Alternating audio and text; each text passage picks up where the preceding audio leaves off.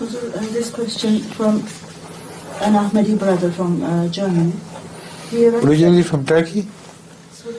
Originally from Turkey? No, Asa, he's you are representing both Turkey and Germany now. Huh? Right. Thank you. While the German lady is sitting next to you, who should have represented Germany? She said that he's from Pakistan. Pakistani. What? This questioner is Pakistan. He is a Pakistani who resides in Germany. Yes. So you have taken charge of Turkey and Pakistan now. I announce everybody to send Yes. question. Yes. He asked that the Turkish ulama says that the founder of This is it. It was the Turkish ulama which were involved. That is why you have been chosen to ask this question. Yeah. Yes. that the founder of the Ahmadiyya community had prophesied that he is going to be married to Muhammadi Begum, and nikah had already been announced in the heaven. Yes. She was never married to him in this world. Could Huzur kindly give us the detail of that event? This question does not confine itself to the Turkish ulama at all. It is a general question which has been repeatedly asked by all non-Ahmadis who are instigated by non-Ahmadi ulama who think they specialize in this subject. This requires a long answer which I have already given in writing. I have discussed in detail all the elements which are to be focused, and they have to be highlighted. The very prophecy indicates that although in the heaven this nikah has been organized, but on earth it will not happen so. If it had happened so, then a prophecy of the death of her father would not have been made at all.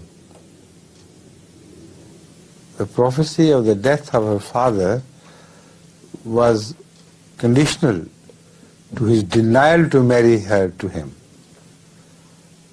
So that prophecy contains elements which prove what is contrary to what is being proved by the Muslim or other non-Ahmadi Muslim ulama.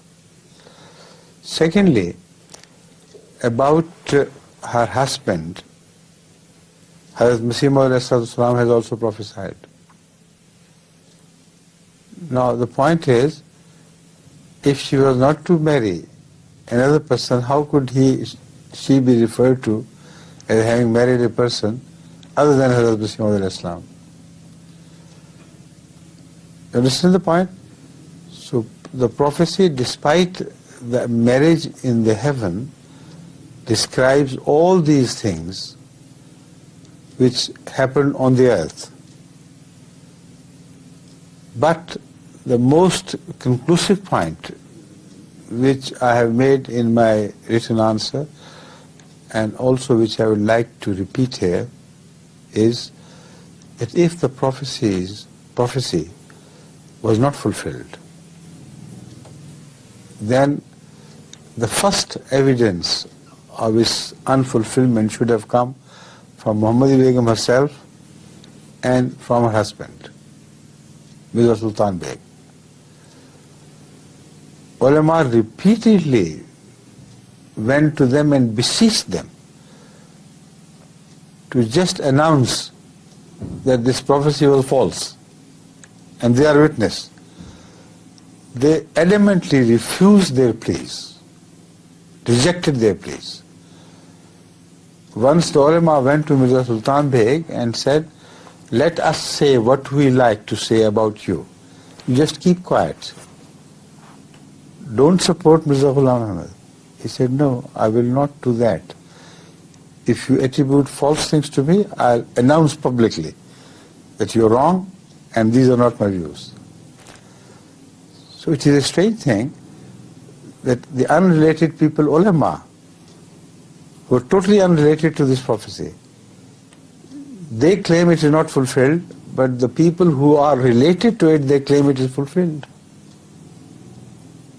And they are Muhammadi Begum herself and her husband. Now, another great proof is that there was a son born to them, Muhammadi Begum and Mirza Sultan Beg, by the name of Mirza Muhammad Ishaq. He should have known whether the prophecy was fulfilled or not. He might have heard from the talk in the home. And he had more sensitivity about the honor of her mother than any other person could be. He became an Ahmadi, an open Ahmadi, and suffered at the hand of these ulamas himself. Still they claim that this prophecy is not fulfilled. Now, as far as the heavenly nikahs are concerned, we have a hadith of Rasul sallallahu alaihi wasallam, which says that his nikah is read in heaven with Maryam, Maryam Al Imran. Ibn Imran? Ibn Imran.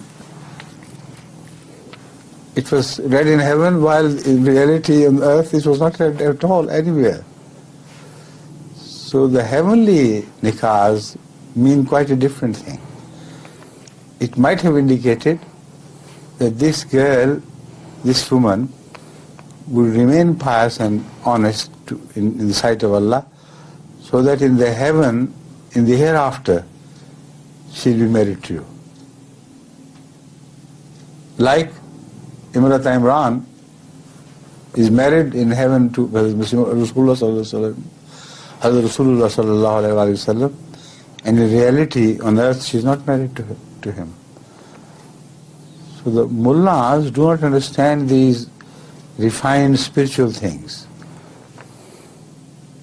and they go on blemishing Hazrat Masih Islam for things which are totally denied by the persons concerned, but the mullah does not know it. You understand the point clearly? Thank you. Now I have written a book on this subject. I think it was published in the name of Hadi Ali. Yes. Right? Yes. So this book should be translated into Turkish as well. حديث للرسول صلى الله عليه. But you didn't mention that if anyone should have been sensitive to Muhammadi Begum, it should have been her own son, not these ulama. He must have been far more sensitive to the honor of his mother. Yet the ulama speak of the honor of that lady, and the son himself confesses that the prophecy was fulfilled and it was not against the honor of my mother. Not only that, he was persecuted very strongly by the same ulama who were apparently siding with his mother and his father. And he stood adamant against them. So much so that he actually suffered at their hand and in their writing against him. But he died a dedicated Ahmadi. He did not budge an inch because of the pressure brought about upon him. This question from the same person from Germany. He asked that there was a religious debate between Hazrat Ahmed alayhi salam and Abdullah Atham. Yes. Hazrat Ahmed alayhi salam prophesied that at the end that Atham will die in a period of 16 months, but he was saved from the death in the said period. Could Huzur kindly explain all that and tell us the details? Yes, this is a question which is similar to the previous question regarding Muhammadi Begum. Hazrat Masih Maud predicted his death within a specified period, provided he did not do tawbah and refrain from speaking against Hazrat Muhammad Mustafa sallallahu alaihi wasallam. This is very clearly mentioned in his prophecy. If he does not refrain from speaking ill of Hazrat sallallahu alaihi wasallam, and most certainly he will die within 16 months. The question arises whether he refrained from it or not. You understand? Now I have written again a small booklet on this question, which should also be translated into Turkish. I hope it will. Now the question is, during these 16 months, what happened to him? He went on moving from one place to another, not speaking a single word against Muhammad sallallahu alaihi wasallam, but afraid of things, imaginary things. He thought he was hounded by things, animals, dogs, snakes, and he kept on moving from one bed to another. So, Haviya mein giraya jayega was the word. This situation of him was worse than Haviya. This is what happened to him during the 16 months. Afterwards, he had to be saved, otherwise the prophecy will be false. So the proof of the truth of the prophecy is being twisted against the prophecy by the ulama. This is a positive proof that the prophecy was fulfilled verbatim as it was delivered.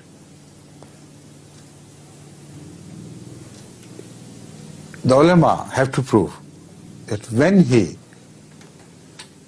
said was indulged in invectives against Rasulullah sallallahu alaihi wasallam during this period, just show us once when. They will fail to find out anything. But they will be pleased to find out. This is the curse of the ulama. Here, the confrontation was between a servant of Hazrat Muhammad sallallahu alaihi wasallam and an enemy of Hazrat Muhammad sallallahu alaihi wasallam.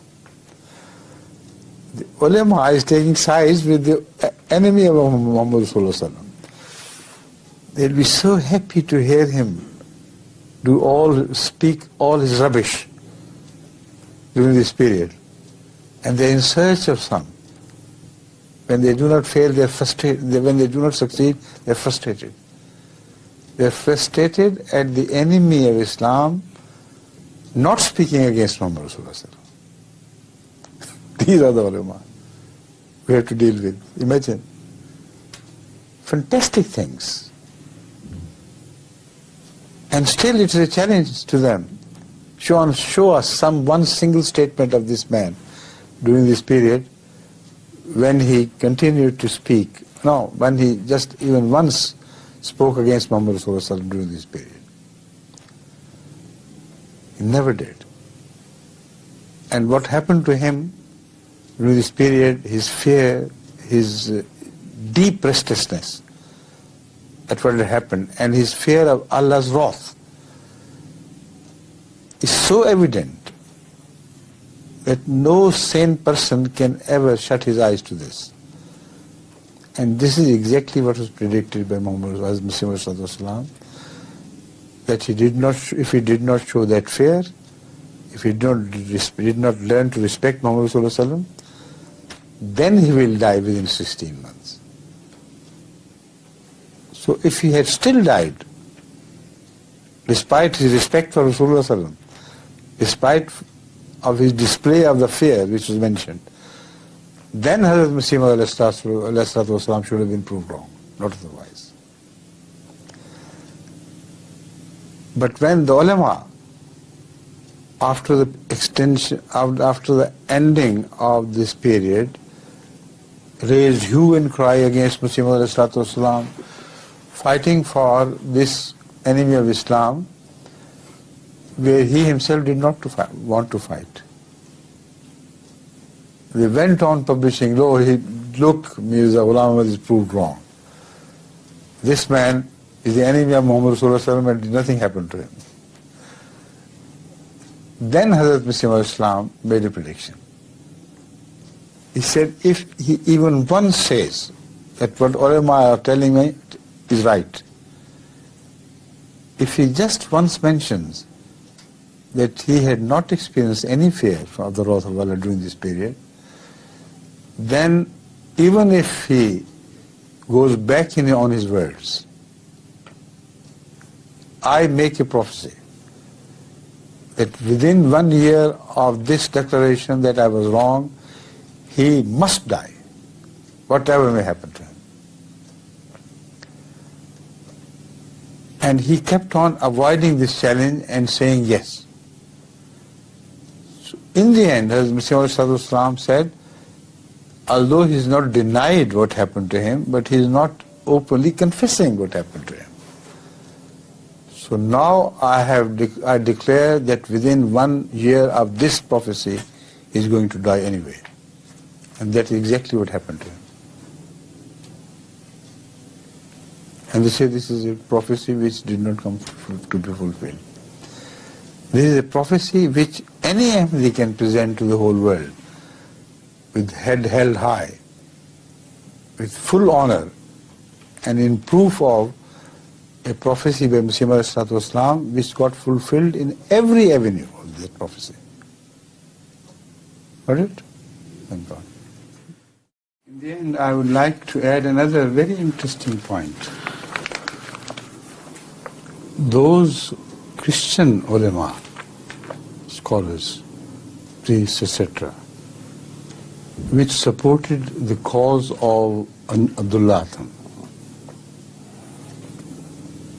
they were honest enough, at least as compared to the Muslim ulama of the time, to profess openly, to admit and confess openly in their own magazine, Noor of Sham, that whatever Hazrat Mirza Sahib had said about him has proved right. And this man never opened his mouth against Muhammad Rasulullah during this period. They who were the party who were supposed to be against Islam, they were favoring Islam and they were favoring Masih Maud al-Islam, while the ulama had the audacity to go on sticking to their own guns. See?